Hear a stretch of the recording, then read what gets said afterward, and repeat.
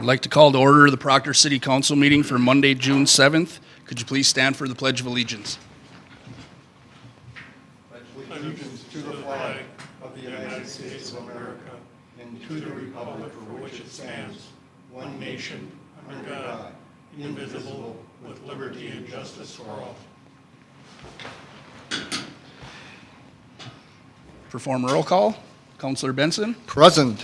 Councilor Reuter, Present. Councilor Johnson, Present. Councilor DeWall. Present. Mayor Ward is also present.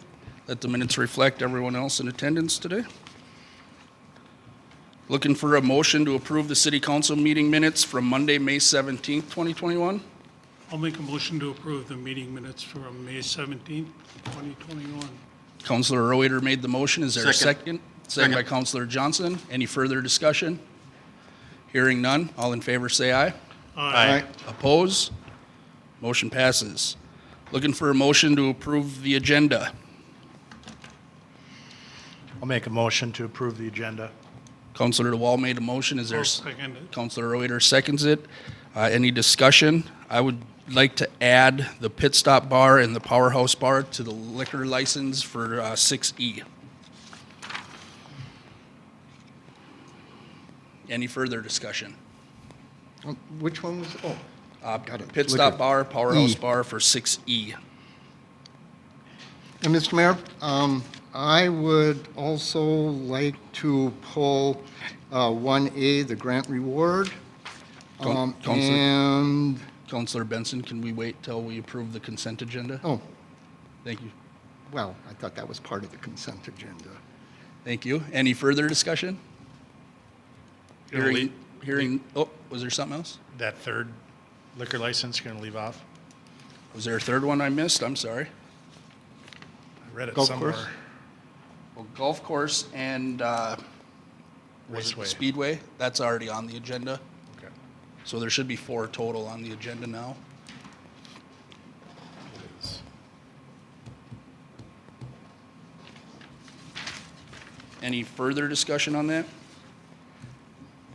Hearing none, all in favor say aye. Aye. Oppose? Motion passes. This time we'll take comments and suggestions from the citizens present. We do have a couple people in attendance today and others watching, so if you are watching, the call-in number is 218-628-6289. And at this time, call in or step up to the podium. We'll just give that a few minutes.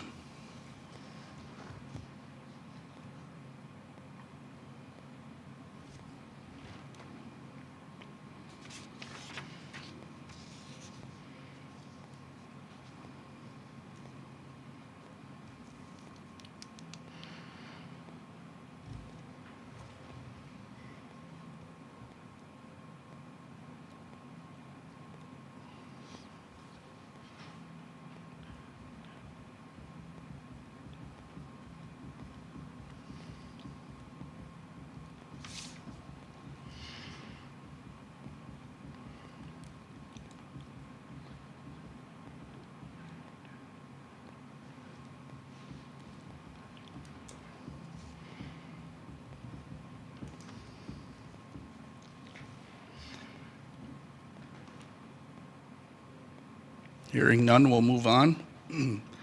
Looking for a motion to approve the consent agenda. And before Councilor Benson addresses, I would like to just make one note on 4A. The PUC minutes, it says on our agenda, they're for 4/7. The actual date on the minutes is for April 12th. So those would be the minutes we're approving on the consent agenda. Councilor Benson, you had some items you wanted to pull. Thank you, Mr. Mayor, and excuse me for my enthusiasm. 1A, the grant award. 4C, the SEH minutes. And under 5, I noticed that the commission appointments have been, had fallen off, and if we can include that back in, unless there was something I missed. Thank you. We can make those changes, Mr. Rich. All right. Any other discussion on that? Hearing none, all in favor say aye. Aye. Aye. Oppose? Did Motion. we make a motion? That's what I'm just sitting here thinking. I We don't don't think have we a did. motion? I'm sorry. I'll make a motion to approve the consent agenda with those things pulled. Counselor Reuter made the motion to approve consent Or agenda. Is there a second? I'll second that. Any further discussion? Hearing none. All in favor, say aye. Aye. Oppose? Motion passes. That will bring us to 1A, LRIP Grant Award Receipt Notification. Counselor Benson. Thank you very much. Exciting news for Second Street. And I was just curious as to what's next as far as this project goes. Counselor Benson, you have in your packet the next steps of the State Fund Grant User Guide. So from here on out, we'll be working with St. Louis County, who is the sponsor of the grant for us, and we'll be working on plans and specs and estimates for formal submission. So it'll be quite the process. And I was just curious because, we received a number of proposals on what Second Street could look like. And I was just curious on, in the process, how we would vet that. Yep, it'll be going by the MCTAC Council's recommendations, public hearing processes, public input processes, and looking at the project from start to beginning, and also maybe some surrounding streets as well. Thank you and congratulations on the award. Thank you. And I would just like to add, if I could, that this is a big award we received, and I think council and administration here had a lot of work to do with that, along with the MIC and TAC committees and the transportation studies that we did, the steering committees that a majority of us were a part of. So thanks to everyone for their hard work on getting this grant received. Councilor Johnson. If I may, I was chatting with Matt Balf before the meeting and asked him, why we got it and all that kind of good stuff. He informed me that normally there's 200 grants put in. This year there was 430. He alone put in 4. His company put in 8. We were the only ones picked for the full amount. And he said normally we would just get a certain amount of that money, but we got the full thing. So we were doggone lucky. Yeah. And that's cool. I think there was a couple of things, if I may. The timing of the MIC study and the planning process, the timing of our CIP process, the good work that the school did on their Safe Routes to School plan, named Second Street as a high priority. So it was all of the work that you have done up until this point that really pushed our grant application to the front. So although those things seem tedious and cumbersome to do to go through the planning process, they make a difference when you're going for funding. Maybe it could have been the new administrator. No, it was the work well before me, believe me. Thank you. Any other discussion on that? Hearing none, we'll move on to 1B, revised LBAE minutes. Counselor Benson.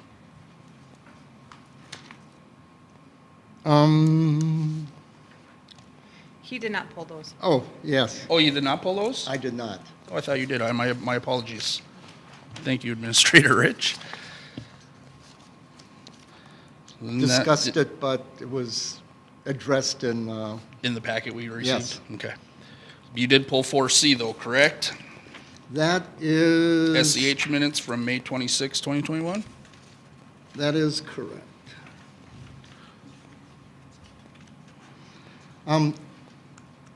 So I was looking at, I think on the final page, it talked about the fairground project and the expansion and the concern about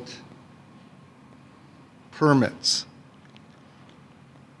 Is there a statute or something we could address on whether or not permits are even needed? Yes, so if you go on the MPCA's website and go into stormwater, There is statutes saying that if you disturb more than 1 acre, you need a stormwater permit. And that also if you're creating additional parking space more than a half an acre, you need stormwater permits. So there's 2 state statutes, and although the fair is exempt from a lot of permitting, in this case, they're not exempt from stormwater. Okay, thank you. Yeah, I did check 38.01 and everything underneath, and while fair boards and agricultural associations have a lot of leeway, they were not really clear on some permitting. And we thought the MPCA is the permitting agency on that, and if they make a determination they don't need a permit, then we're okay with it, but we thought we better make sure we're in compliance with MPCA stormwater rules Okay. and let them determine whether they're exempt from it or not. And the other question I had was, have we contacted Minnesota Power yet about easements for the garage, I street believe- department complex? Yep, I believe that's in the process. Okay. And with the street, and this is kind of a weird segue, if, Mr. Mayor, if you grant me some latitude. When will we schedule a discussion about the street department property and what will perhaps be done with that? Because I know that it was before the school board on May 10th already, and we, at least as a council, haven't discussed it yet. So is that in regards to the street department moving up to the Kirkus Street location? And then what is going to be done with the property afterwards? Just what will be done with the property to the south of here, where the street department currently is. I feel like we're nowhere near even making a decision or having a discussion about that. The phase 1 of the Kirkus Street location is just the sand salt, and the street department will still be down in the current location until we can get funding or get the funding together for a new public works facility up on Kirkus. So it'll be quite some time. I know that sometimes these things just come quite quickly and catch us a little off guard, so. Well, Mr. Mayor. there is a point taken there. I mean, we did not expect to get the LRIP grant, and now it's right in our face, so, but you do have a point. Okay, Mr. thank Mayor, you. If I could, Councilor Reuter. considering everything from the bridge south is supposed to be our regional recreation center, and we may have to decide what we're gonna do with that property, is there a chance we could get Parks and Rec to sit down and look at what we have down there and maybe what we'd want to see there as far as recreation before the school decides what they might want to do with it? I mean, I think that's a really good I idea. think we should look at that so we can get their recommendation before it comes to us. Yep, thank you. Any further discussion? Hearing none, we'll move on. That will bring us to 6A, AA Hospitality Agreement Follow-Up. Attorney Bray. Well, it's been some time that we know that they received, at least at one of the addresses, they received the letter that I had sent terminating the purchase agreement. At the other address, interestingly enough, I have not received a return receipt card, and it hasn't come back in the mail either. Nor has the card come back saying that that people refused to sign. So I don't know what the status of that is. But nevertheless, they did receive it. They signed off. It's been well over a month. And on the basis of the provision we spoke about at the last council meeting, where it talks about what happens in the event of the termination of the purchase agreement. Now, this is not without risk, because the agreement's not particularly clear about what happens if we terminate the agreement because of their inaction. One paragraph says if the purchase agreement doesn't close, then they get their earnest money back. That's not earnest money.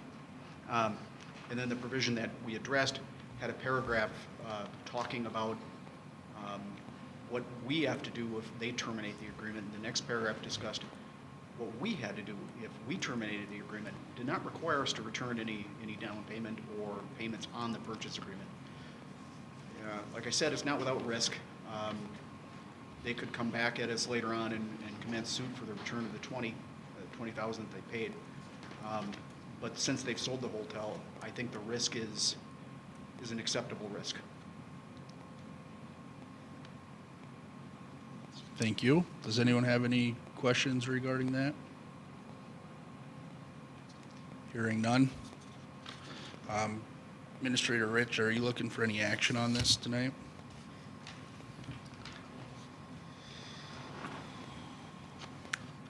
As I far guess as the- there's some maybe council discussion on how comfortable you are with that risk that may be out there, and Well, looking at the council minutes from when this was approved to do this sale or agreement, I thought it addressed where that money had to be applied to. so yes, it did. The money was designated to go towards liquor store remodeling. That remodeling has been done.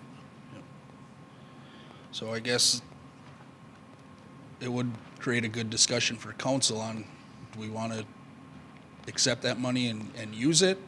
And if so, what's that 20,000 going to be used for? I think for right now, what my personal strategy would be, we keep it in the account that it's in and let it sit for another 30 days before we start spending it. Okay. I believe the risk is real low that we're going to get anything. It's going to be ours, but we haven't spent it for 4 years. It's not going to kill us a month to just let it sit where it is. And then at that point, after 30 days or whatever the magic time is, I think 30 days is more than reasonable, being they've already had a month and Right. a couple of weeks. At that point, then we would start the discussion on what this council may have desired to spend that money on. Is that I a motion, agree. Councilor DeWall? That's my motion. You heard the motion from Councilor DeWall. I'll second that. Councilor I like that Reuter idea. seconds that. Any further discussion? Hearing none, all in favor say aye. Aye. Oppose? Motion passes. Mr. Mayor, just a quick question. What's, what's the status of that road now? We own it again? And it's up to us now to maintain it, or what? Oh, yeah. I mean, okay. There's no agreement that requires the hotel to maintain it or anything like that, so we maintain it. Yeah. Thank you. You know, the funny part is that I imagine that the purchase agreement between AA Hospitality and whomever they sold it to, it's some group out of Aiken, requires the seller to maintain some sort of access to that hotel along that road. It's our road. We don't have to allow access. So we do have leverage. If they suggest, if AA Hospitality comes and says, give us our money back. So no, we don't want to put you in breach of your own purchase agreement. We're keeping it, right? I mean, we do have some leverage, some practical leverage. Thank you. Thanks. 6B, review of resolution 14-15. Councilor DeWall. All of you should receive this memo in your packet. And I guess I just wanted to bring it up for discussion. I've read through, I hope you've had a chance to read through the resolution 14-15 and all the minutes of that resolution. And as I've indicated in this, I appreciate everyone, whether it's in the industry experts or the community or all the commissioners, but I think at the end of the day, as I read it, the resolution, it is a fact-finding body, and it is their job to make a recommendation to this council, whoever may be here. And I don't think we've been exercising that in the last few years, and I think we should. I think it allows for more transparency. If you read back through the old minutes, there was discussions on too much power, and it's kind of up to us as elected officials, just as we do with planning and zoning, public safety, PETA, fire department relief. They all more or less recommend to council what their desired fact-finding business is to be. So it's disheartening when I'm sitting at the last council meeting and this commission met and already sent out a Dear John letter, and it never even went before us. And then I read through the minutes, and they're still unofficial. So, I mean, I just think we better do a little better practice in-house here. Unless legal can tell me differently. No, I agree with you. And I would agree with you too, Counselor DeWall. When I read through it, it is a fact-finding body. And as you stated, they all come back to council with recommendations, and I would like to see tourism do that as well. So did you have any action? You want me to make a motion, or? Well, I have more concerns as I read through more material that was sent. I guess the first part is I'd like to make a motion that we start enacting to follow our resolution 14-15, which is they are a fact-finding body and they need to report, just as every other commission does, to the council. That's my first part of the equation. Yep. My second part is I read through a mission and tourism committee operating fundamentals. So you want to do the first motion first, legal, and then move. So I guess that would be my first motion on the subject. You heard the motion from Counselor DeWall. Is there a second? I'll second it. Sent by Counselor Reuter. Any further discussion on that? Counselor Benson. Thank you, Mr. Mayor. Since the creation of the Tourism Committee, there's always been struggles, only because the committee has always strived to look at what's going on and evolve. And when it first started out, it was 1%, and it stayed at 1% when everybody else in the state was at 3%, and it took a long time to get that approved. And then at one point, the funding was taken out of the city council's hands, most of the funding, because it was just getting too political. And the committee would make their recommendations based on standard practices at the time, and people would come to the city council to plead their case. And we're a group that sometimes have difficulties saying no to our constituents. So as we look at it, I think, you know, the tourism would acknowledge that it's ever evolving and things have a tendency to change. Being the fact-finding body is one thing, and I think the other is just to keep a lot of the minutia off of city council's desks. The bigger items, fireworks for instance, that's one thing, but the other pieces, $1,500 just to help people through. And I think in the case Councilor DeWall was referring to most recently is the applicant just did not follow the suggestions that tourism had as far as putting together a viable application.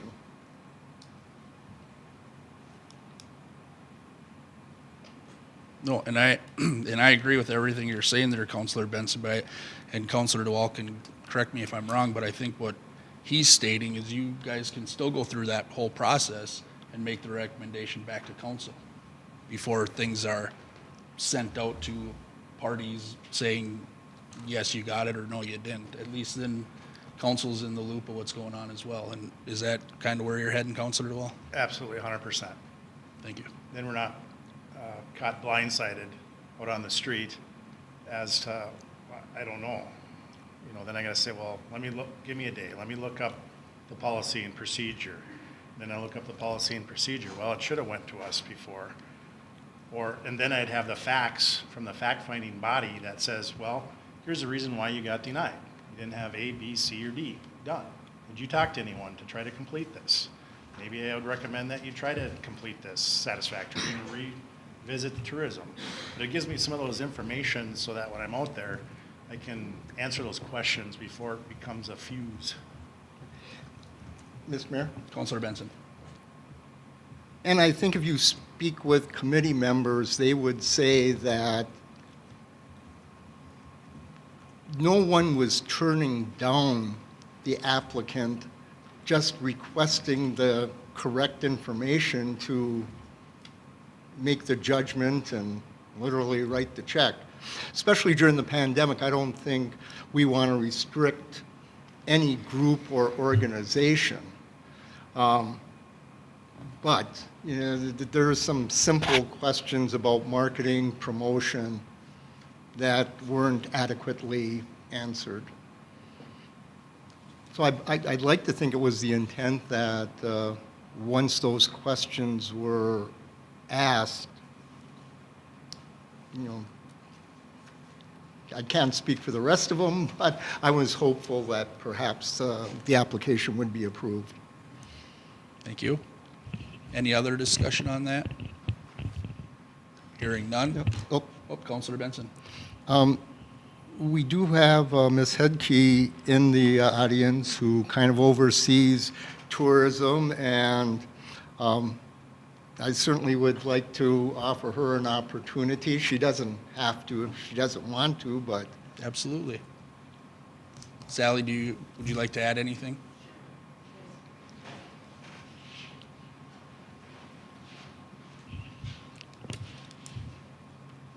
Since 2016, stood in front of this. All right.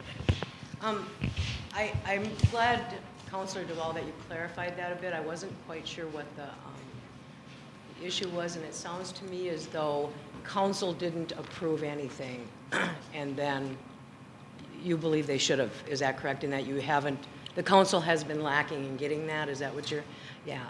This is the one time that we haven't gone to council.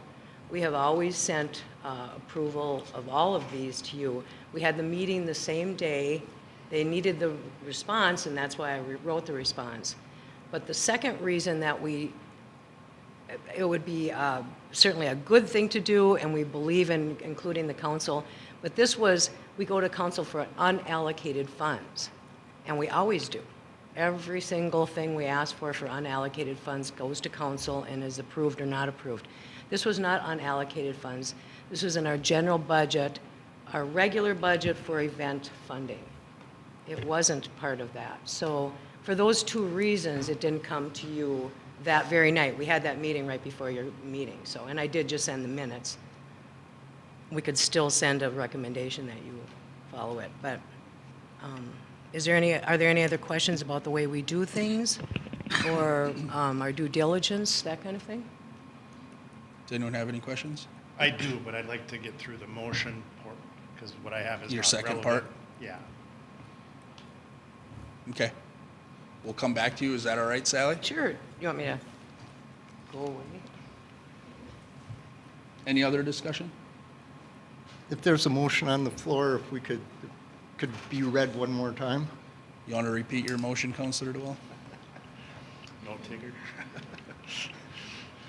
My motion was to follow the intent of resolution number 14-15, that being that the Tourism Committee, a fact-finding body, and place their recommendations before council to follow what we have set up in place. Councilor Reuter seconded that. Is there any other discussion? Hearing none, all in favor say aye. Aye. Oppose? Motion passes. The floor is yours, Councilor Dewall. Okay, the second part, and Ms. Hedke was nice enough, I believe this is her information in our packets as far as it relates to Tourism Committee operating fundamentals. I was just kind of reading through it, and once again, I'm just trying to go through some transparent items here. I believe it's good to have rules and membership duties and all of that, and I definitely don't want to get into micromanaging committees, but at the end of the day, I'm a little concerned with letter F under membership rules. The committee shall have the power to adopt such rules of membership procedure, bylaws, and are responsible for replacing members as it shall deem proper and necessary to carry out the committee mission and responsibilities. I believe that that goes against what was mysteriously not in our packet under unfinished business, but when it comes to committees, membership, and a process that we've been working on for how those people that desire to be on committees or commissions apply for them.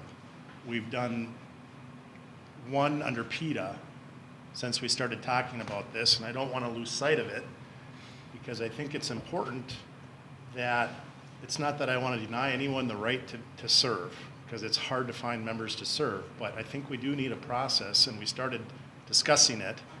And I think letter F kind of puts a process on tourism. Once again, I believe if we follow resolution 14-15, it would be their recommendation to go through and panel just like we do for every other committee. You know, they want to do interviews or they want to go through the itineraries, but I think it's our obligation to set that up, and we started to with committee and the definition of it and all of that. They can go through once again, and if they want to make a strong recommendation, then there again it would come to council for approval.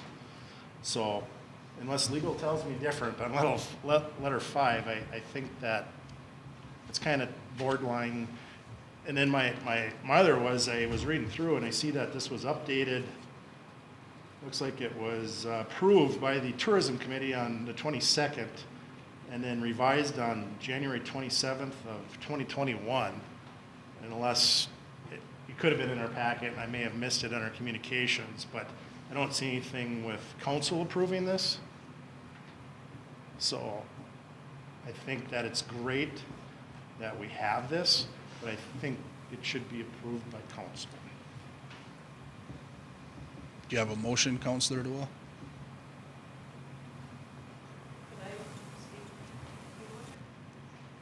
Yeah.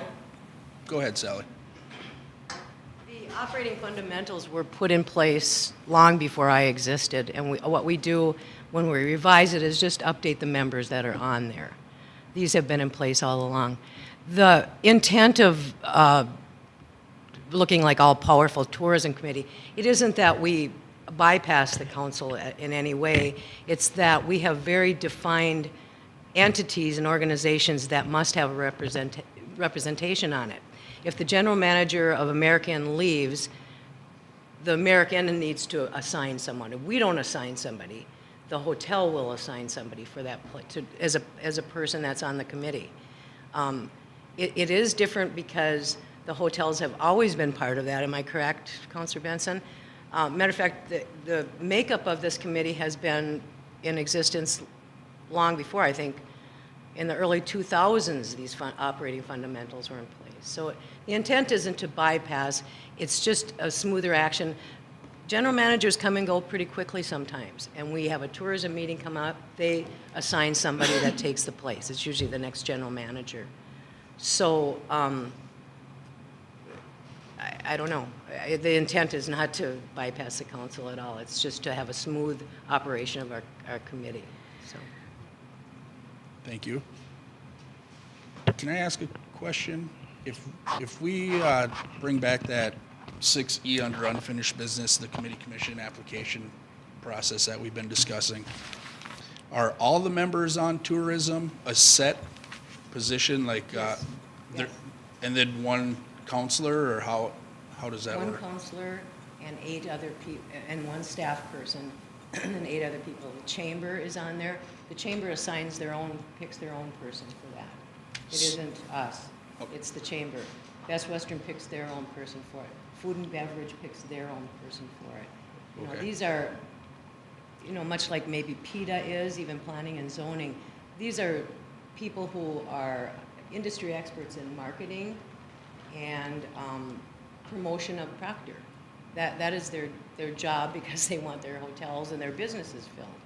So that long ago this was established. I don't even know, Councilor Benson, when this was established, but So- decades ago possibly.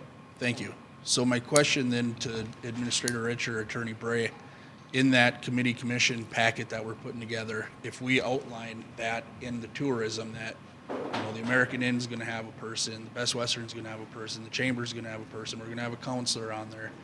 Would that address your concern there, Counselor DeWall? Or would you still like it brought back? No, I just, it needs to have some checks and balances, is what I'm getting at. Yeah, and I agree with you 100% on that, but if How we, how the rules are set up, as far as they're identifying one hotel gets a representative, I'm fine with that. okay, But every year, when we accept at the beginning of the year, and then, you know, it might be a little different because instead of having term limits with a hotel, it's really the hotel itself, not the individual. But I just want to make sure that we're treating everyone the same. And I just got the sense that we aren't. And I'm a little concerned with that. I do have a question. So let's say there was a building boom in Proctor and 3 new hotels were built. Do they all then get a place on the That's a board? good question. We've never, So I it think can, we'd have to revisit it with Yeah. council, for sure. Oh, sorry. Right now, that was what it was written. We've never had any more, and we would have to revisit it. Council would have to revisit Right. it. and maybe that's where Counselor DeWall's coming from. Yearly, we get a report to, you know, who's on this, and we just say, yep, good, looks good. The issue with tourism is that people come and go fairly quickly as general managers, so it's no problem coming to council and saying we're now changing it. Again, we don't choose who's on that.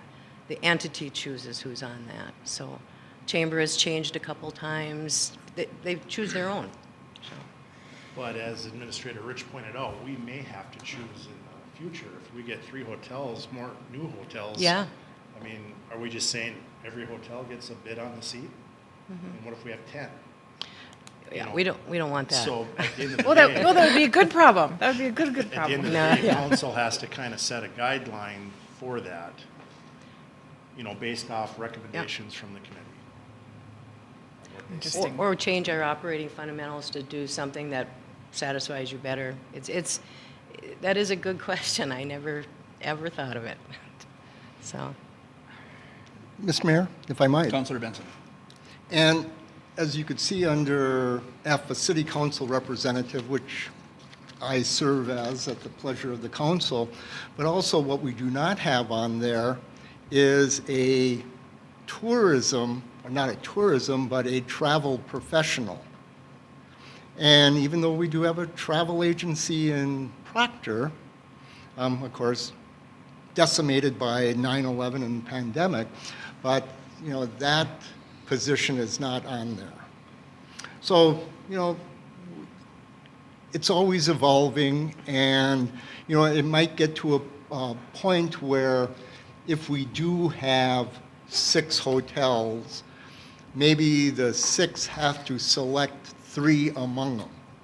So hopefully we'll get to that situation, and that would be a nice one to have, as Administrator Rich pointed out.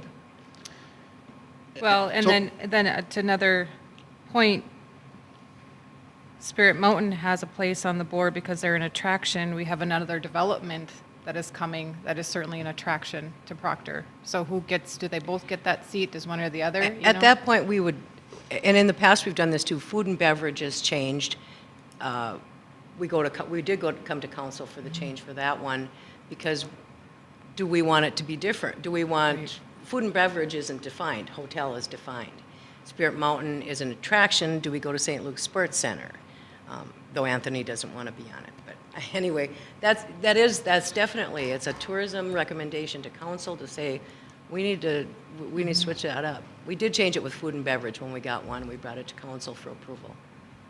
But the hotel ones and the chamber elect their own. And Okay. Fair Board is always on there, they elect their own, so. So I think what Counselor DeWall is getting at is, so now let's say Rogue Eagle Mini Golf wants to be a part of Tourism Committee as a Proctor business, you know, located in the city of Proctor, paying Proctor taxes. What's going to be the process for Rogue Eagle making an application to the tourism committee versus Spirit Mountain being on the tourism committee? I couldn't hear a lot of that, Jess. It's Oh, kind of so bad. I think what Counselor DeWall is looking for is a process. So now we have 2 attractions that may want to be on this tourism committee. What's the process for choosing one versus the other? Like, so Right. if you want to be on PETA, you have to make an application to be on it and be approved. In the past, when we changed our food and beverage, we did an application Okay. process. We used just the regular Okay. application. And we can even do that. We certainly can with a general manager changing quickly, that kind of thing. Chamber stays the same, they change their own as needed, but the general managers do change. And we can certainly, certainly do something different so that. Well, and I think for the time being, as far as the hotels and the chamber and the Fair Association, they all pretty much stay the same. People may change, but the, and Counselor DeWall, I don't want to put words in your mouth, but I think I would be okay with keeping it kind of set how it is, but having that yearly meeting in January saying, okay, these are the people on it. And if the time comes where, say, Rogue Mini Golf wants to get on, then we do that Sure. council recommendation. Actually, in October, our committee goes through this again and reevaluates our operating. We look that over every year in October so that we can be prepared the first of the year for council as well, so. Nice. And then they could fill out, if they call City Hall Yep. and talk to Megan or Jess, we have that packet for them to fill out. Yep. That's kind of a standard, and then it would be forwarded to tourism. Yep. So that they would then know, hey, I've got somebody that is interested in being on, and it starts, that goes back to that consistent commission committees Yep. application, if you will. And I'd be okay with that. Attorney Bray, should Councilor DeWall make a motion regarding that, or is that kind of what tourism is doing currently? Wouldn't hurt for some clarification by making a Okay. motion. Councilor DeWall, would you like to make a motion? Come up with the words for that for me? Well, No. Ms. Rich? and maybe it might be more appropriate, since it's not on the agenda, to put it on the agenda for the next meeting. Not that Well- I'm against it, but I think this agenda item is all concerning the same Correct. packet, the packet that I was think set what forth. Counselor Benson's referring to is under the unfinished business that goes back to committees. Oh, the council or the committee commission application? well, I thought if there was going to be a motion, that it would be nice to, I mean, I See- can wait until we discuss that next meeting. I actually would like that recommendation. I'd like some time to talk with Sally about it and talk about those, how vacancies come up and how they're filled and what the processes will be. I'd appreciate a little bit more time before Okay. action was taken. Table that item until I will table it until next meeting? next meeting, I guess. and Ms. Mayor, Councilor Benson. when we first started trying to get this lodging tax, tourism tax through, we knew it was going to be controversial, that people would see this pot of money and they would think that, yeah, let's get at it. And, the intent, again, has changed over the years. At one point, we wouldn't mind giving a larger sum of money, a one-time donation to act as a jump start or an incubator for an activity that could be sustained, very similar to the vintage snowmobile run that actually is out of Midway now, but started in Proctor. And state laws change, and 3%, which was the gold standard, is actually kind of low now because everyone has additional legislation to push it up as high as 12%. Thank you. Any other discussion? I just would like to add one thing. Yeah. I'm not quite sure how the tourism committee is painted, but not only are they experts, but they are incredibly forgiving. The organization, I believe that's the first one we've ever denied, and we only denied it 1 year, but went through multiple bad years of reporting and no sustainability plan, none of the elements that are required. And every year we forgave them. We just tightened it up a little bit because it would come to you for approval on the condition that, And it was with reluctance that we did this. Doesn't mean we're going to do it forever. But I do want to note, and just since 2012, tourism has given over $374,000 for small events in this town. So I think you need to keep that in mind. This is a very, very forgiving and flexible and generous committee. They just are sort of tunnel vision on will this work and what's the best way for it to work. We need a return on investment in some way, and we need an effort on the part of the organization in some way. And another thing I would like to add is I really do sit down literally with the people and go through the entire application. I sat down with 3 board members of the organization we're talking about over the course of the last 5 years, and tried very hard, spent a lot of time to make sure that they could get the funding. So it isn't with ill will, and it isn't in any way for that reason. It's because we can no longer confidently spend public money without any return on investment. That's all we wanted, was some sort of report on a return on investment, that's all. So. No, and I thank tourism for their hard work and efforts, and we do appreciate it, and you do bring a lot of good events to the community, so I don't think that was the discussion we were leaning towards here, so at least in my opinion, you guys do a good job, so. When there are changes to if you do change anything like that, if you have any questions for me or anything like that, or direct me, please let me know, because if it impacts our funding decisions, so. Thank you. Thank you. Thanks for being here tonight, too. Thank you. Mr. Mayor? Councilor Benson. Go ahead. Final thought is that, this discussion is not new to elective bodies. Last week in the Ely Echo, they had a story dividing lodging tax dollars. Local officials haggle over funding distribution. So, and this was just last week, so it's occurring everywhere, but it's a healthy discussion. Mr. Councilor Mayor, Johnson? and I don't know, Jake, if this is you or Sally or whatever, but, and I've only been doing this for a little over 2 years, but it seems like every committee, every commission, we have 2 city council people on those committees. Why is this one 1? It's what our bylaws, city code call for, I would assume. I don't, it was been long before my time.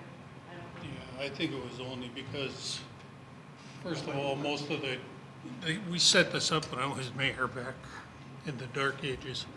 But I think we just wanted a city councilor on that committee to just, keep their fingers on the pulse of what's going on. None of the people, were tourism experts or marketing experts or anything like that. And that's what, when we originally set up the committee, it was almost all hotel people and, business people that were already doing that marketing and things, and we wanted them to make the decisions as to where the money was gonna go so we can get a return. And I think we felt at that time we didn't need to have 2 city councilors on there. We're trying to keep, you're already seeing the committee's up to 8 people now, and if you get new businesses, it's either gonna be bigger or we'll have to restrict it, but I think that's why there's only 1 on that committee. Well, it just seems Thank you. like, to me, we're spending a lot of tax dollar money that we as counselors need to have more information and, of the things that are happening with this group. Well, I think what the motion Troy made tonight Yeah. about them coming to us and getting approval on that Yep. stuff, I think takes care of most of that. It's more transparent that way. But the problem, one of the things I think that, like Councilor Benson mentioned earlier, is that we've had some problems in the past where tourism decides that it isn't a good idea to fund something, and then they come to the city council because it's got to come here for approval, and then in our ultimate wisdom, we decide, oh yeah, we should give this money to somebody, and it ends up not working out. And there's been some concerns about, they make what they think is an informed decision as to how the money should be spent, and then it comes to us who really know nothing about what's going on, and we decide yes or no, and have, turned around some of those things. So, hopefully we won't do that in the future, but, that can be a concern, is that, like Jake said, you get people come in here and they start giving you their heartthrob story, and next thing you know, we're approving to give them some money, and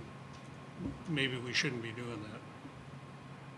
No, and my belief is when we have these committees and commissions set up, they're there for a reason, and that's what they do. And when they come with a recommendation, council can always override it, but from what I've seen, typically, we go along with the recommendation from that committee, and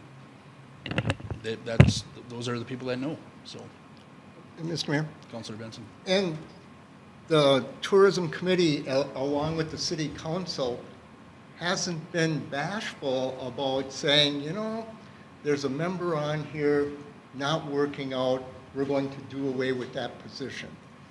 And it was a school representative. And we thought that having a school representative is a pretty symbiotic relationship, because they bring a lot of activities into the community. We were hoping that people would spend the night, eat in our restaurants, do what people do in the communities. Well, the school board never got a single report. And teams were coming in, and there was that opportunity to help market and promote, and it just didn't work as we had envisioned, so we did away with that position, that category. Thank you. Any other discussion on that? Hearing none, we'll move on. 6C, Seasonal Employee Memorandum of Understanding. Administrator Rich. Thank you, Mayor. It was brought to my attention by the street department head that we did not review the seasonal temporary part-time workers or seasonal temporary workers' wages in the last negotiation session. So speaking with the negotiation committee, we're recommending a 2% for this year and a 2% for next year, which aligns with the part-time workers liquor store clerks agreement. Thank you. So we're looking for a motion to approve the memorandum of understanding for the street department part-time workers or summer workers. So move. Second. Councilor Johnson made the motion. Councilor DeWall seconds that. Any further discussion? Hearing none. All in favor say aye. Aye. Oppose? Motion passes. Bring us to 6D, Emergency Declaration / COVID-19 Preparedness Reopening Plan. Last meeting I asked to have this added to the agenda. The City of Proctor is still under Emergency Declaration Order 2020-01, suspending all meetings, boards, commissions, committees of the City of Proctor, and in your packet is the actual declaration, emergency declaration. Looking at ideas on what the City Council would like to do. Do we want to stay under that until Governor Walz drops the state of Minnesota one? Or do we do like St. Louis County and drop our emergency declaration that we currently have in place? Open for discussion. Mr. Mayor, I'd personally like to see us do like everywhere else you go now in the area around here, which is if you're fully vaccinated, you don't need to have a mask. You can, there's no social distancing. We can get rid of all the plexiglass. If you're uncomfortable, being around people, and you can surely wear a mask, but that's pretty much the way it is in every store and business I've been in lately. So I think we're discussing two different things. We want to talk about our reopening plan and the emergency declaration. So I think you're hitting more on the reopening plan, Mr. Mayor, if Yeah. Councilor DeWall. Well, it I says believe there's reopening two plan. parts to it. I would refer to the attorney, city administrator. One of the reasons why we did this in conjunction with the state was that if funds became available for certain items, which we did obtain, we didn't lose it. So from a legal standpoint, by us picking up that emergency declaration before the state does, is there some, I know St. Louis County did away with theirs. As far as funds being available, I haven't seen anything in literature saying that your emergency declaration is tied to funding. then I would rephrase the question to, at this point, Mr. Ward being the mayor and Ms. Rich being the city administrator, there was other reasons why we did it to move rather rapidly when we had to make quick, concise decisions to ensure the safety of our citizens and our staff.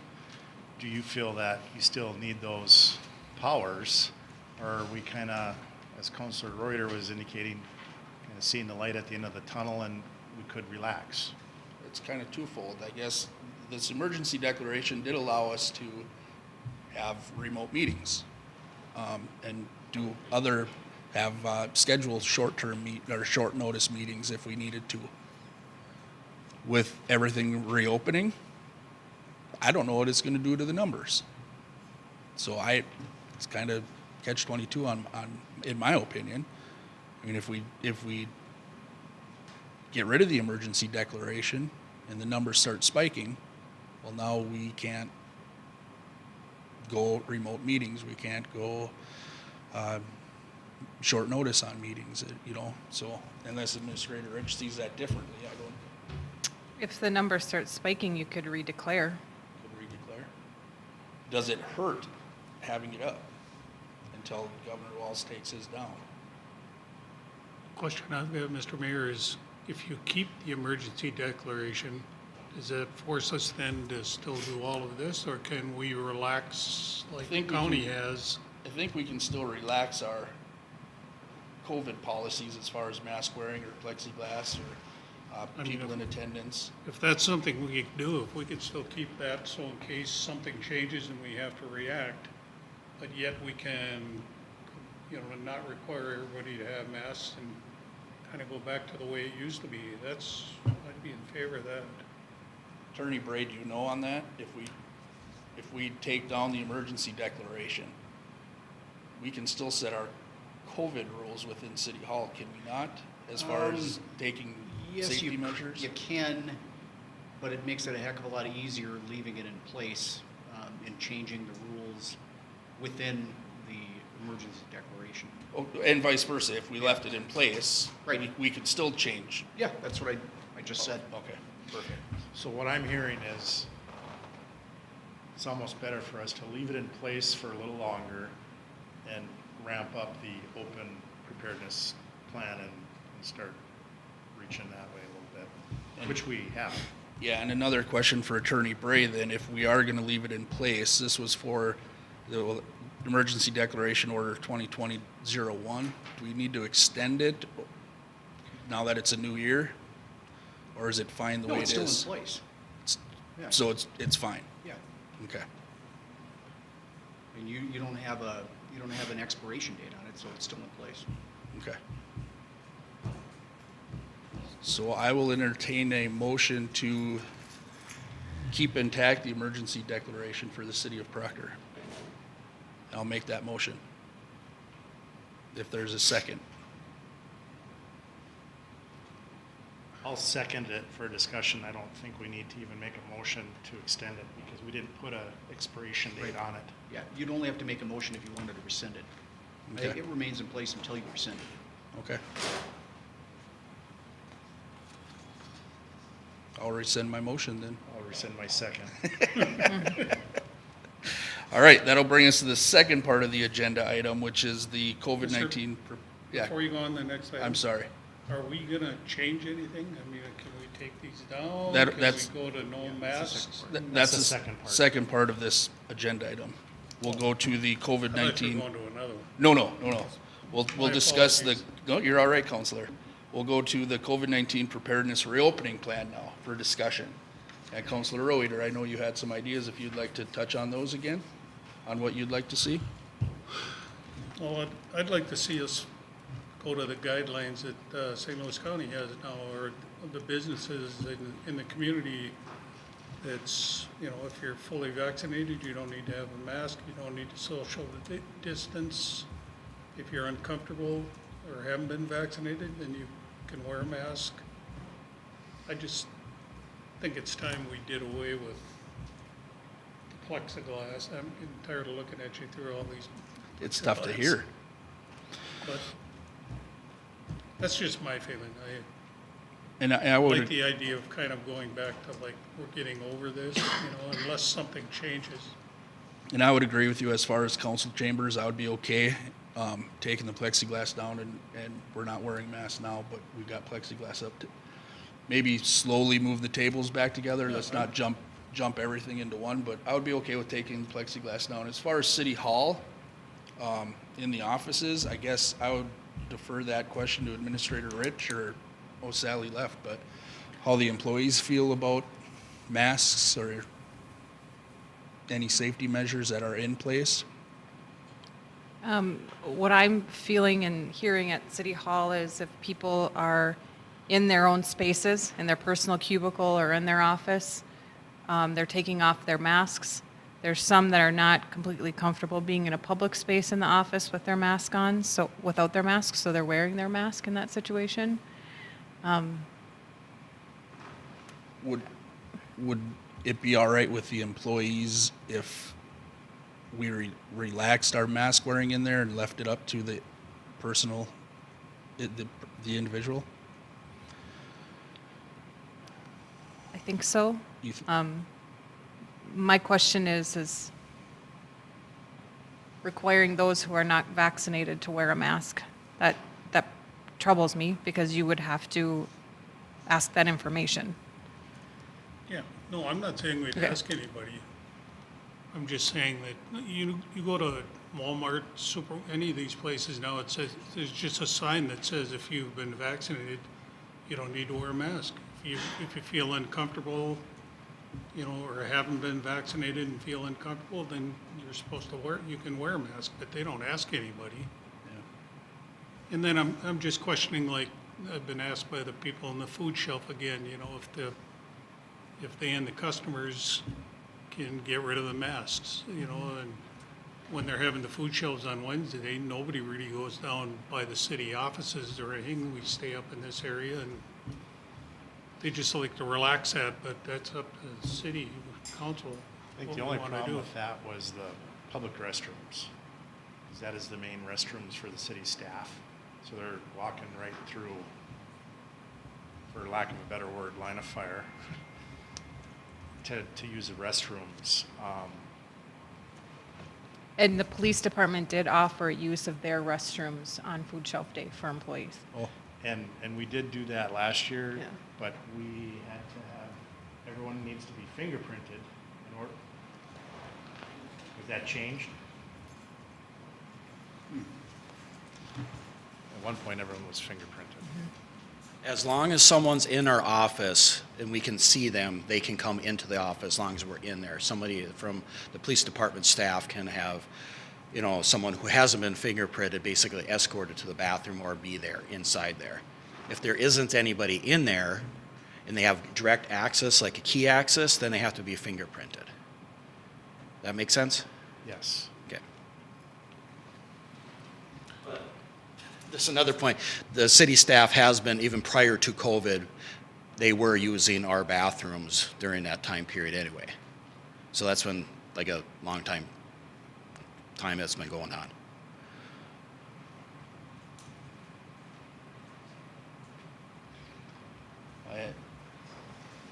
any other counselors have input? Excuse me. The food shelf folks, Counselor Reuter, are they feeling more comfortable? I mean, the volunteers, the people that are working, are feeling more comfortable? Well, the majority of them that I've talked to are ready to get rid of the masks. I mean, when people aren't looking, everybody takes them off and stands around. I'm sure that there are some, you know, I'm only there one Wednesday a month, but they're there for, you know, all the Wednesdays, and I'm sure there are some people from some of the other churches that maybe not feel real comfortable, but they're just telling them to wear their masks when they're there if they want to. But, you know, it's whatever you guys decide. That we're happy that we're able to have them come in the building, first of all. And like I said, Councilor Reuter, I agree with you. If the rest of the council sees it the same, and city staff is okay with it, I would be okay with loosening it back up a little bit.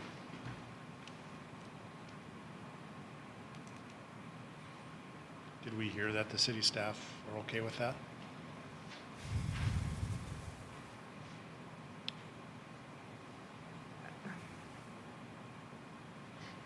That's kind of hard for me. I would say on majority, yes, the city staff is okay with it. I mean, everybody has their individual thoughts and feelings about it.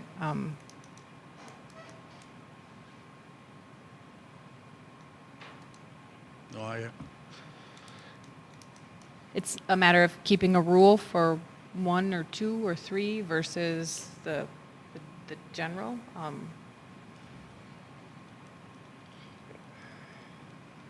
you looking for so the majority is okay. correct? Yes.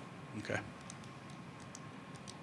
So I guess, And I guess we could deal with those who are not okay with it on an individual basis. okay. And I would assume majority of your days in your own individual cubicles anyway? So if those individuals that aren't okay with it, maybe just wear a mask when you're intermingling with them. Or use the police restroom? But I'm saying just it within city hall offices. Oh, If we have an employee that wants masks and she's in a cubicle, if you're gonna go talk to her, put a mask on, go talk to her. I To be think- respectful. yeah. To you be have respectful, be absolutely. So, any other discussion? I'll go ahead and make a motion then to change our COVID reopening plan to take down the plexiglass within council chambers and not require masks within City Hall. And maybe put signs up like Councilor Reuter was talking about regarding, At each entrance, all 3. yeah. Yeah, I'll second that. I'm sorry, what? Yeah, the one other thing I just need clarification on is meetings. If we're going to restrict to the 15 people, or if we can open up to full capacity, and then which meetings are broadcast and which meetings can go back to regular.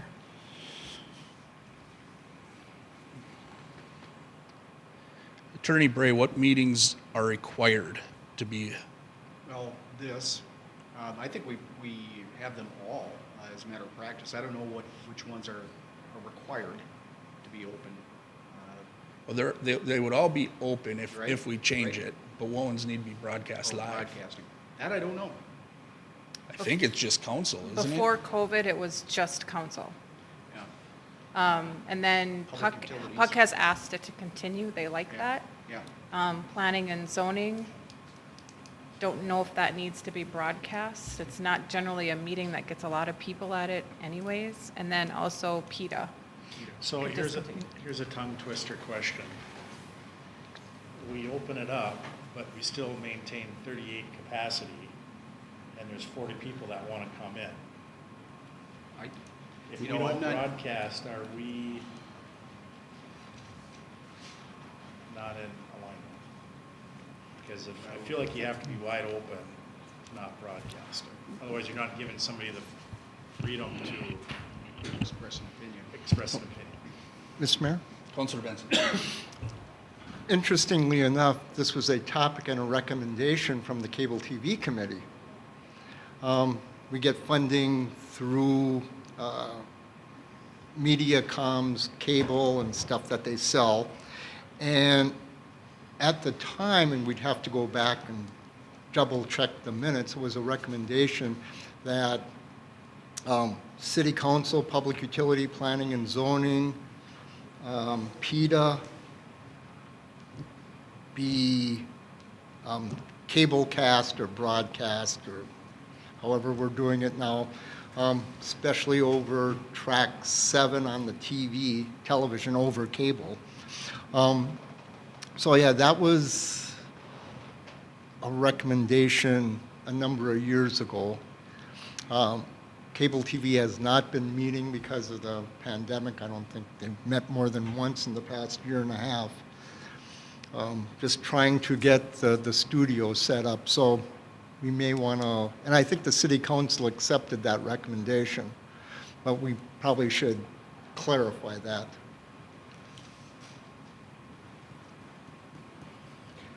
So that really didn't answer Administrator Rich's question. And I don't recall PETA, since I've been on it for 2.5 years, ever being recorded until the pandemic hit. I think the intent was if they get government funding, city council funding, and they spend city council, city dollars, taxpayer dollars, then that should be transparent and open.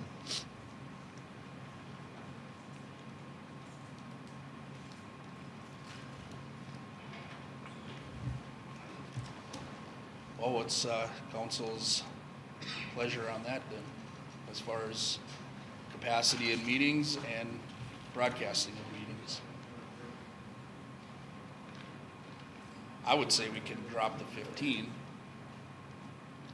I mean, I don't know how the other committee meetings go.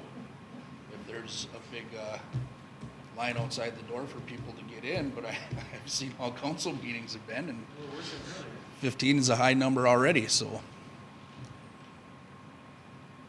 I think if we opened it up, drop that limit, I guess we'd have to go back to those minutes and see what council passed then, but I wouldn't think we'd have to broadcast all the meetings. That's a big expense. Right. And I think we could kind of look at it and keep it with the capacity the way it is. And as Mr. Reuter was, Councilor DeWalt, can we just slide it towards you a little bit? Thank you. I think we should do a slow open like we have with the recommendations that we've discussed with the food shelf and the masks. Leave the capacities the way they are and address them as they come up. That would be one other option. So keep broadcasting live all the meetings? No, we could slowly turn to the way we did previous to the pandemic, which at that point was council. Council. It was only council, yeah. And then if we want to readdress, at least we're getting back to where we were. And if we want to add more, then we can make the decision to add more. So I didn't follow you 100% there, Counselor. So what are you suggesting we do? My cake and eat it. Keep it in place the way it is? As far as max limits or capacity limits? Keep the capacity limits as long as Yep. the attorney says, unless he indicates otherwise, keep the capacity the way they are. We haven't run into Right. an overcapacity situation yet. Right. If one comes up, we'll have to address it, or that commission would have to address it. Okay. So that we can be transparent with people and then go back to the way we were Okay. previous to the pandemic, which would mean we'd start out with just council. Planning and zoning would be open. Most of the people that come to planning and zoning are on the agenda anyway. Puck did specifically ask to continue to be broadcast. And if they chose to do so and are willing to pay for it, I guess I don't see any objection to that, unless others have comments.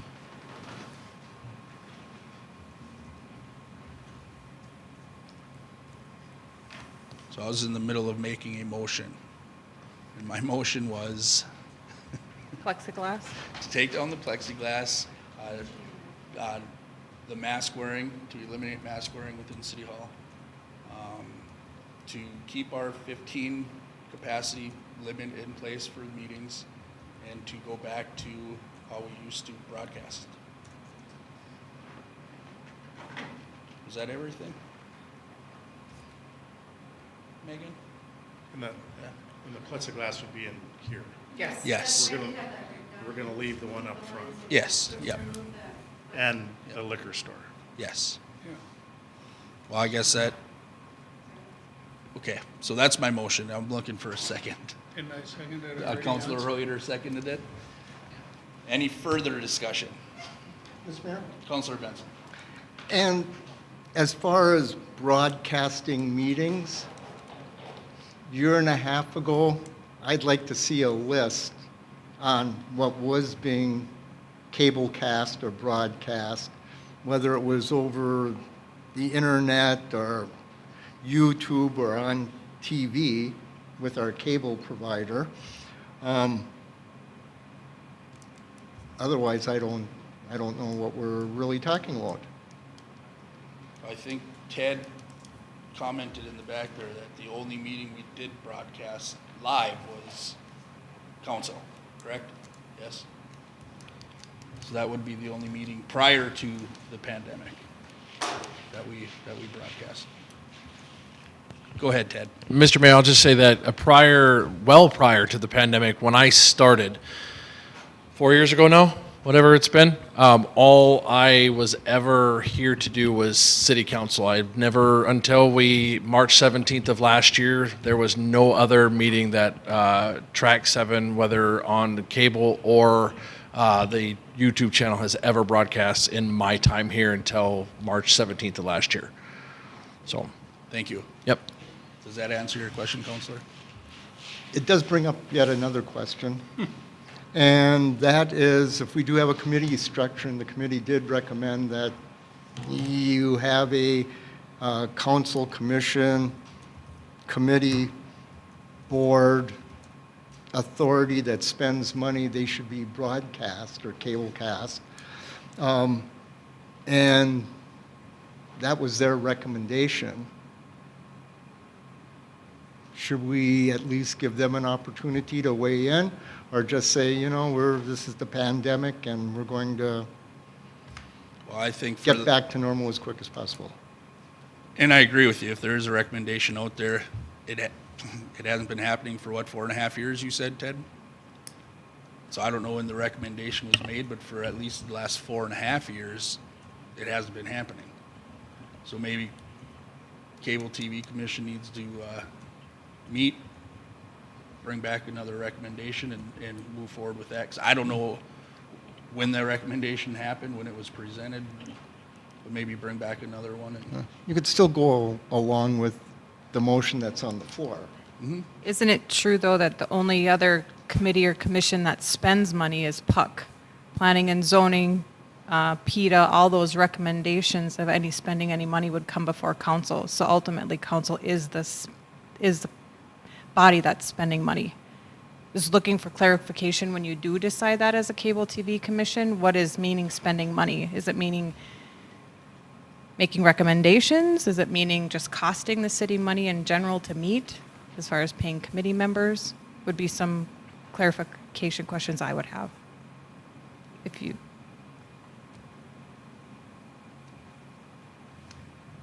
I would have to go back to the committee and see. But the whole idea when we first started with cable TV was to try to broadcast as many meetings as possible to keep it open and transparent.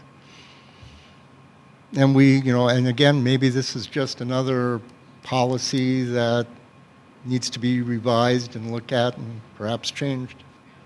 that's what I would recommend, Counselor. So there is a motion and a second on the floor. Any further discussion on that? Counselor Johnson? Can we say something in there about people that are not vaccinated do need to wear masks? And not that I'm gonna go check on them, but As far as a liability, that's where As those long as signs, you need for the audience, is what you're saying? even. Or anybody? well, I think Yeah, the, you sure could. I mean, I think stores the- require. Protection of our workers, I would Yeah. think. the motion that we had on the floor originally, and I think it's still there, was, part of that was to put the signs on every entrance stating that.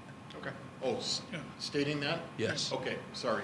I mean, you can't Stating ask them, you're kind of put them on their honor, whether Yep. they want to wear one or not. Yeah. Stating, can I just ask for clarification, saying that if you have not been vaccinated, you're required to wear a mask?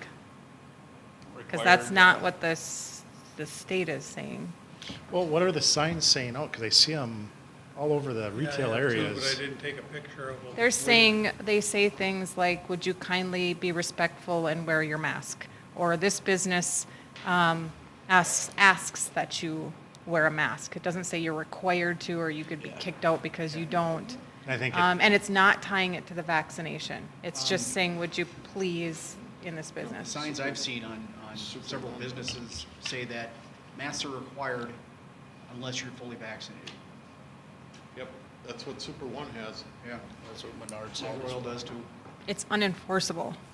Well, Yeah, and it is. I'm- It is. It is. unenforceable. And, It is. So why make a rule that's unenforceable? Well, It puts everyone in a precarious situation. Why could we just make it about personal choice? Inside. yeah, to some extent, you're protecting use your yourself discretion. to, I mean, if you require somebody to wear a mask if they haven't been vaccinated and they essentially lie, come in and just implicitly state that they've been vaccinated because they don't put a mask on, and then they infect other people, you do have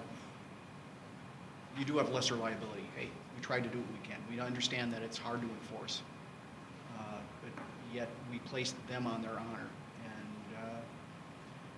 they made things up. Well, you do protect yourself a little bit that way.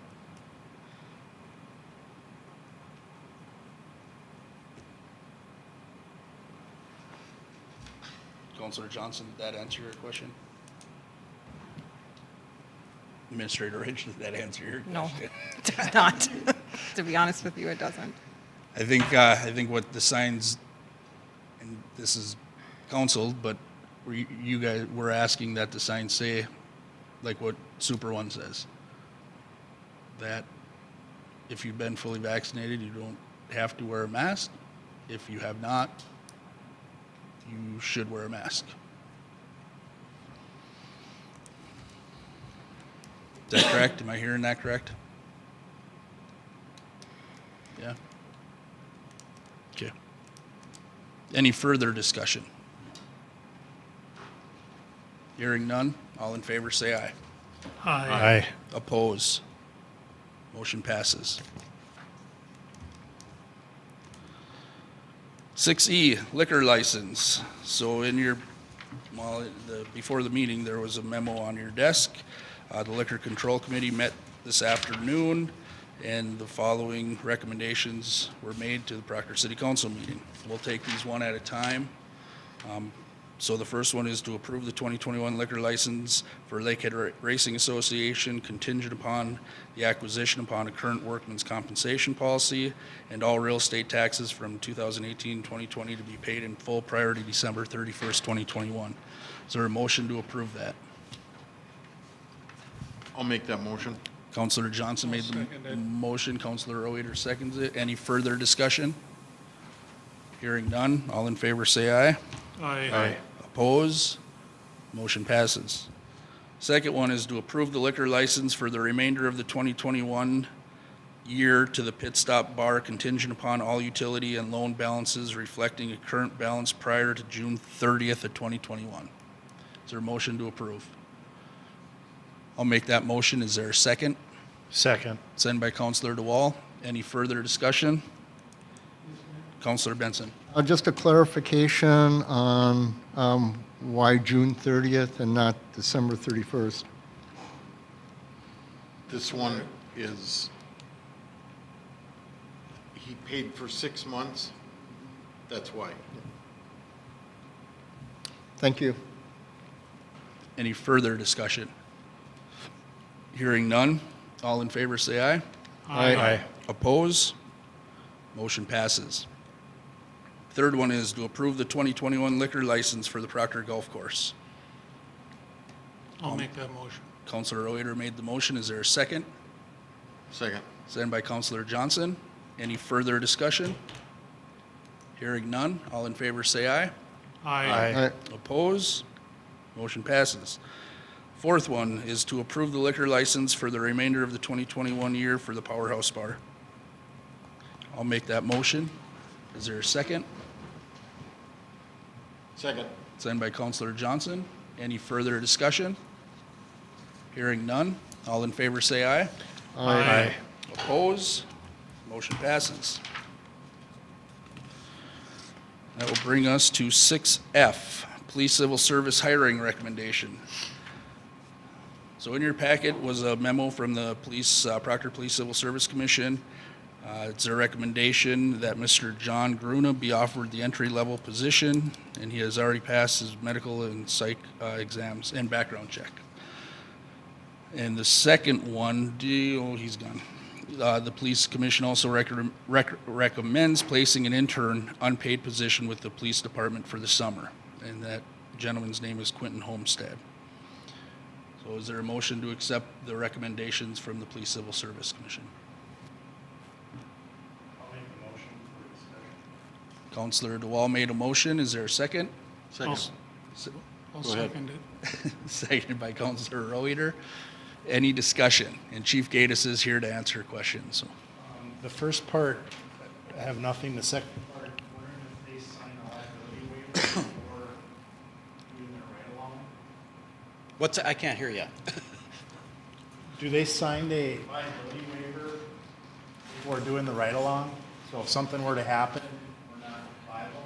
Yes. As, like Lake Superior Fire, we've done interns and they do the same? Correct. Okay. Thank you.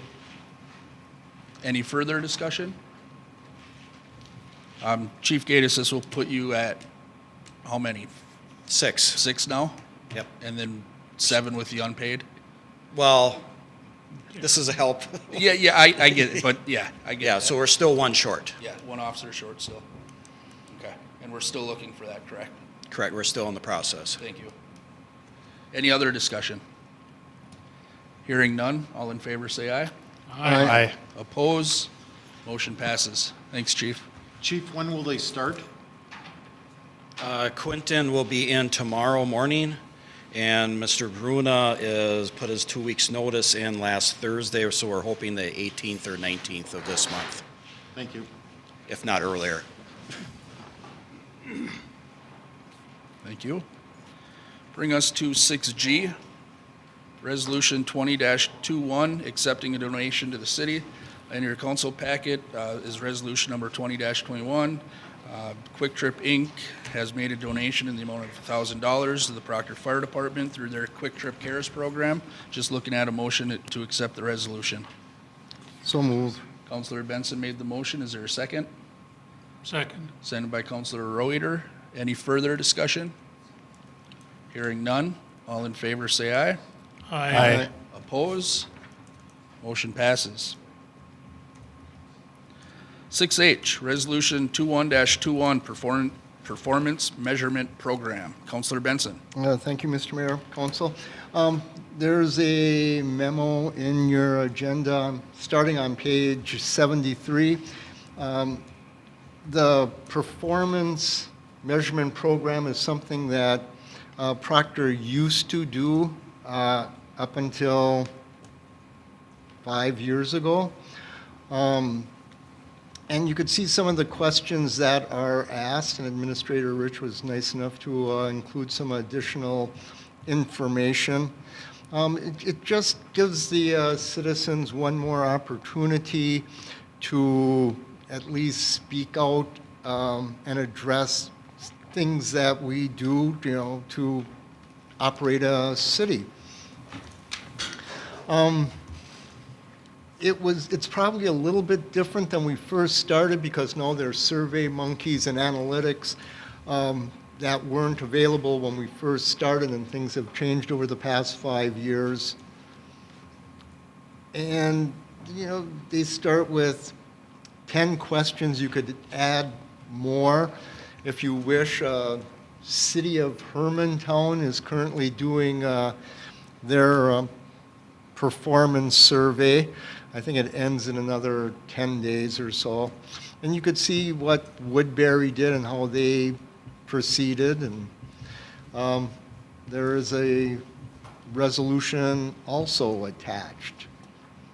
And Administrator Rich could, probably studied it as,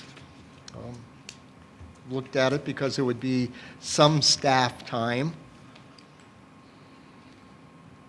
And again, we haven't done it for the past 5 years, and not exactly sure how many cities currently participate. Counties, I think, percentage-wise, do more than cities. But it's something to consider. Usually it should be done in June, so things could get tabulated for July. And usually we would start a lot earlier, but this just kind of came up on my radar a short time ago. I forgot about it, out of sight, out of mind. So I will stand for any questions or a motion. I have one question, Councilor Benson. It says that if Proctor selects to participate, must file a report with the Office of State Auditor by July 1. That's with our findings from this survey? Or what is the report that we got to file with the State Auditor, do you know? I believe it's the findings, just so they could see that we, went through the process. We have a sample resolution, or we pass a resolution, let the state know of our performance measures, based on what citizens sent in. So my second part of that question would be, I guess, directed to Administrator Rich, being it's June 7th.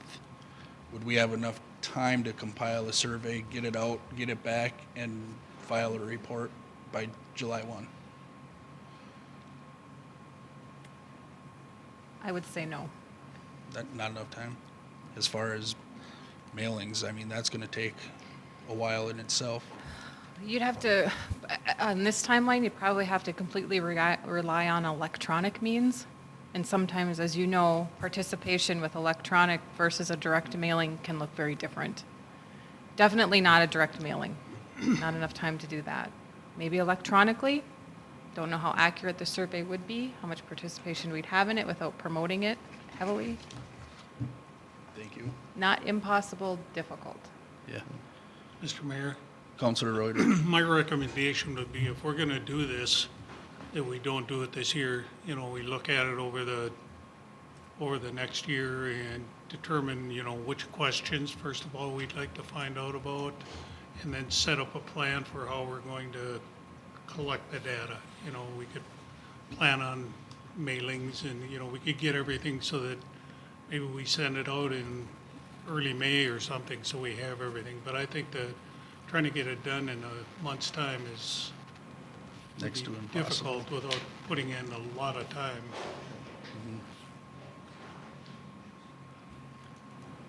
And, Ms. Mayor, when you look at Woodbury as a for instance, they have a lot more money, bigger city, but they start right after the first of the year. And even after they get all their information to the state by July 1st, it still takes them all of July and August to produce the report in September. So it's if you want to do it right, it is an undertaking, and I agree with the other counselor that we should take 6-8 months, and right after the first of the year, we could launch it, do the right promotion over the air, in the billing, in the journal, and do it correctly instead of rushing. So would there be Councilor Johnson? Administrator Rich, what do you think about this? I think it's a great idea. I think it's a great program. There's some incentive in it, not much for the city, but some. The feedback will be helpful, but I agree that we should not rush it. Do we have the staff to do something like this? In the future, yes. Yep. Okay. We can schedule it into our work schedules. Okay, thank you. Would it be out of line to entertain a motion then to do this survey, Councilor Reuter, would you say early May next year? Or do we revisit the, Well, does Resolution 2121 say we have to do it right now? We can adopt a resolution, can't we, saying that this is a Yeah. program we'll participate in, but we're not actually going to start it until a year, do it a year from now. so, Councilor Benson? And my amendment to that would be, if we're going to do it in 2022, start right after the first of the year, because it'll take a couple of months to develop the questions, put the survey together, probably another month just to promote it. So even by then, we'll be pushing up into May. Yeah. And then you want to keep the survey open for a number of weeks just to give everybody that opportunity.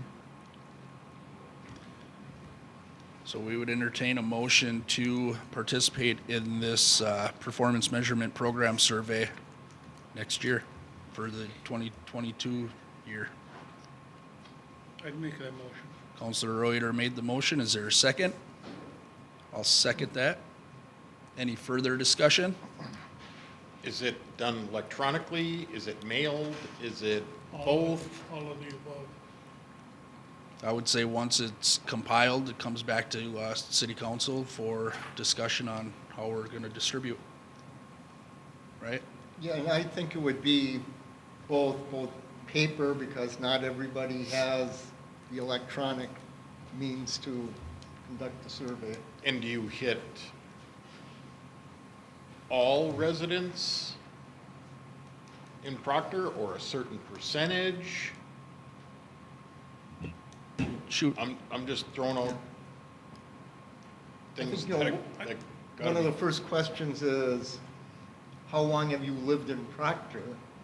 And if someone says, I don't, then perhaps you might want to discount that survey. But I would say, the more we could get, the better it is. I think there is a way where if they do it electronically, you could limit the device to only one response or two responses. We have some time to sit down with staff and come up with a recommendation on how it'll be Okay. rolled out and analyzed. Any further discussion? Hearing none, all in favor say aye. Aye. Right. Oppose? Motion passes. 6I, Resolution 22-21, request to withhold tax forfeited land for sale. Administrator Rich. So St. Louis County Land Department gives us an opportunity to withhold parcels as the local authority from sale. It is my recommendation that we withhold these following parcels. You are not in any way committed to purchasing them or using them.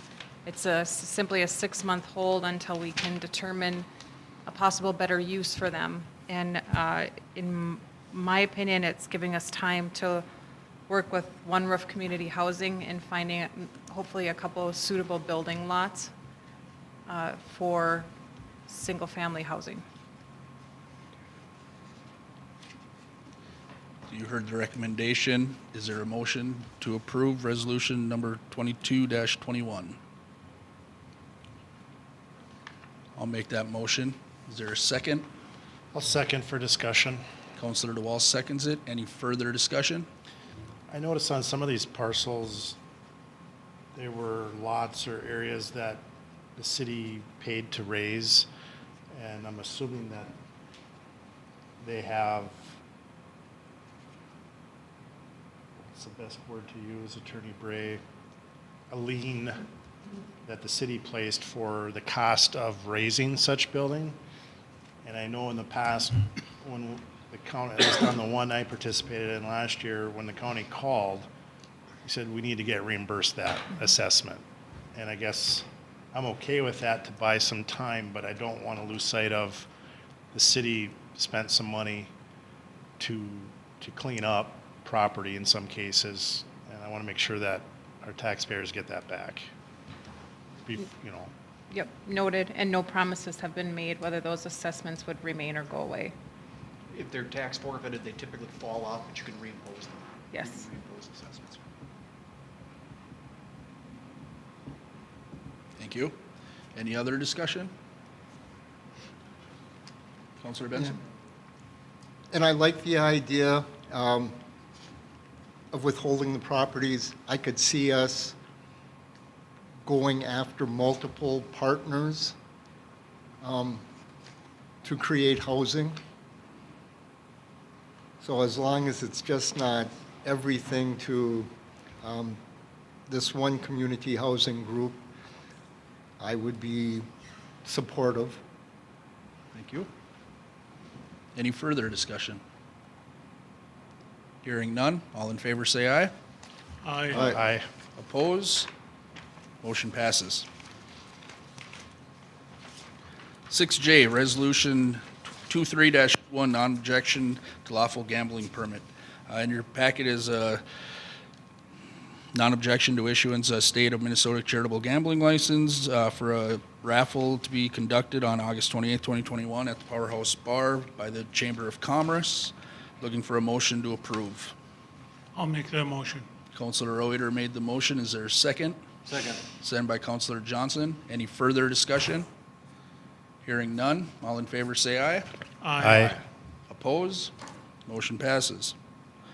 Brings us to 7, labor negotiation issues. Looking for a motion to go into closed session per Minnesota State Statute 13D.05, subdivision 3, land negotiations. Is there a motion? So move. Councilor Johnson made a motion. Second. Second by Councilor Reuter. Any further discussion? Hearing none. All in favor say aye. Aye. Oppose? Motion passes.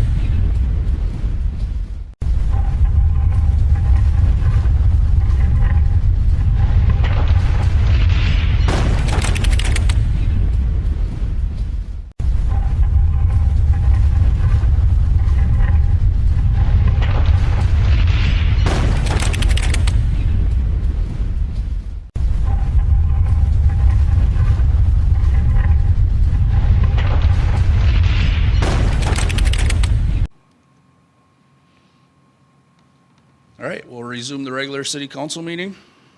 That will bring us to 8, new business continued. 8J, land negotiations. Looking for a motion to direct Administrator Rich to start working towards the land negotiations regarding parcel 185-0150-02060. So moved. Councilor Reuter made a motion. Is there a second? Sent by Councilor Johnson. Any further discussion? Hearing none. All in favor say aye. Aye. Oppose? Motion passes. Brings us to members' concerns. Administrator Rich. I have nothing, Mayor. Councilor Benson. Thank you, Mr. Mayor. Just to let the council know that I was invited to a fair board meeting just to kind of discuss the situations that are going up there. Certainly not an agenda item right now. It'll probably be one in the next couple of meetings. They have concerns, and I think many of us already know what they might be thinking. So if anybody wanted to discuss it, I'm always open. Like I said, hopefully we'll have something more formal at an upcoming meeting.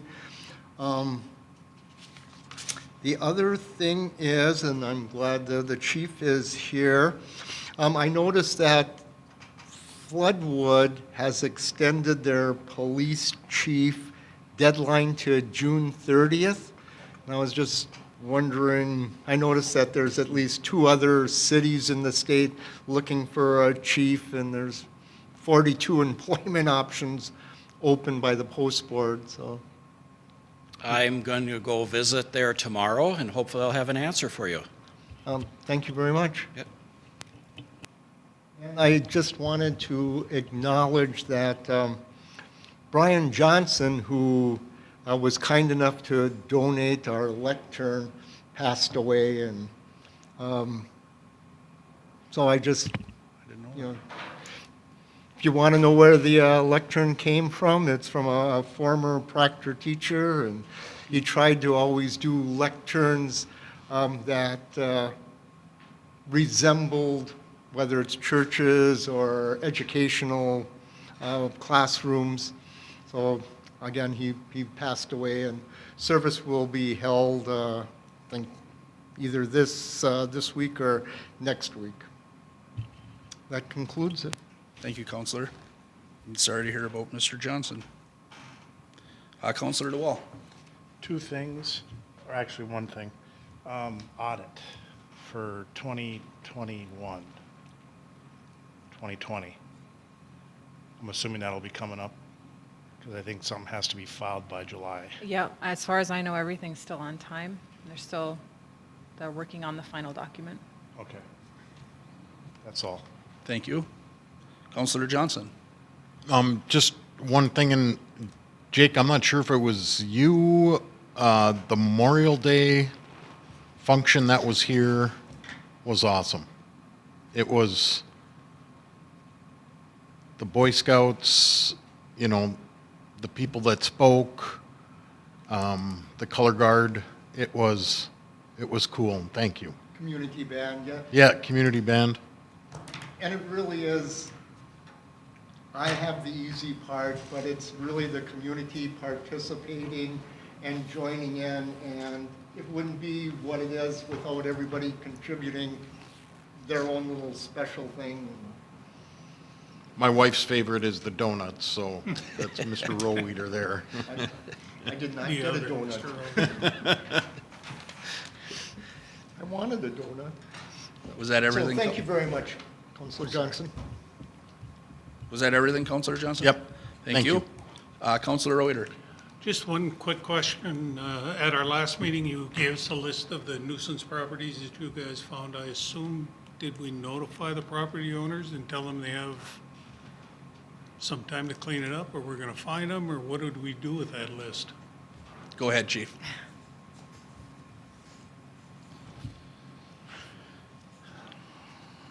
Steps is what you did tonight with the intern coming along, that he is going to help me with that project that the mayor and I started with. So he will continue following up to make sure that they do the cleanup and do a report back to me what is getting done or what not getting done. Okay, Thanks. Thank you. I just had a couple things that are both hit on today, but yeah, the Memorial Day event, that was a nice event. Nice seeing a lot of faces there from sitting in this room too, so thank you for that, American Legion and Counselor Benson, Counselor Reuter for your participation in it. The other thing was that committee commission application packet. I'd like to see that unfinished so we can hopefully get that rolling here at the next meeting. That's all I had though. Attorney Bray? Nothing from you. All right, we'll entertain a motion to approve the bills, but before we do that, there is a correction to the liquor store amount. That correct total would be $51,638.32 for a total of $176,569.01. What was the liquor one again? What's that? The liquor one? Liquor was $51,638.32. Thank you. I would make a motion to approve the bills. Counselor Reuter made the motion to approve the bills. Is there a second? Second for discussion. Second by Counselor DeWall. Any discussion? Just one under the gas. And there's, either I'm blind or I don't see the check numbers anymore. I know we switched it up, but it's just under fuels, holiday. I see the bottom one is for utility department. Is that public utility gas? And if so, why is it coming out of the general fund?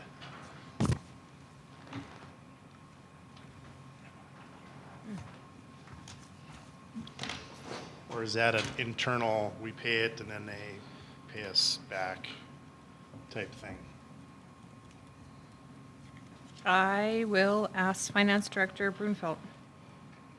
I would assume is that fuel for the utility guy that drives That's what around I and marks think. things? Yeah.